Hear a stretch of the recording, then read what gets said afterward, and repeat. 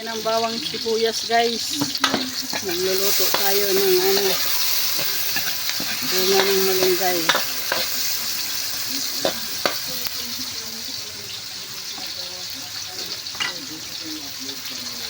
Yan guys, bunga ng malunggay, guys. Isa natin. Haluan natin ng yan. Umihaw na bangus. Ganun talaga, guys. Minsan, hirap tayo. Magluluto tayo sa kahoy. Minsan naman, may gasol, makaluto sa Ayan lang, guys.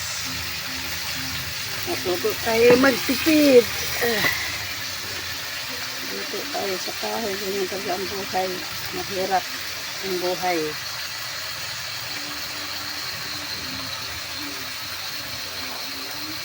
Lolo ko na yung bangus, guys, sa ating malunggay, bunga ng malunggay.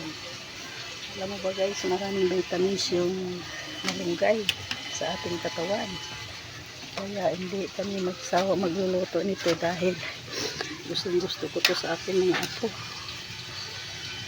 Ayan, guys, minsan mahirap talaga magluto sa kahoy. Wala tayong magawa dahil mahirap lang tayo. Ay, sarap na, guys. Masarap tong bunga ng malunggay, guys, at saka dahon ng malunggay. Maganda sa katawan to, benefit sa ating katawan. Saka saluyot, guys, galuan mo siya ng saluyot, talong, kalabasa. Ayan, guys, malapit na maluto, guys. Pinalo ko na yung bangus kong malaki.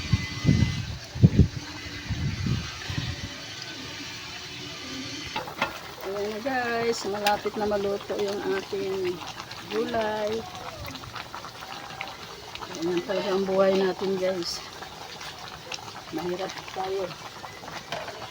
Walang araw naman. Meron namang konting ginhawa. Tiis lang tayo, guys. Tiis. Ayan ang ating gulay, guys. Malapit na maluto.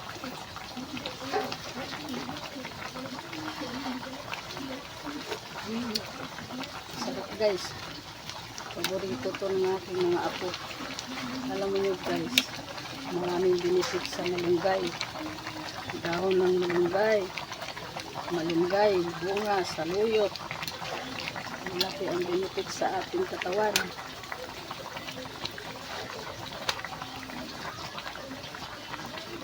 Sarap, guys. Ganun talaga ang buhay, guys. Kasi wala man tayong asahan.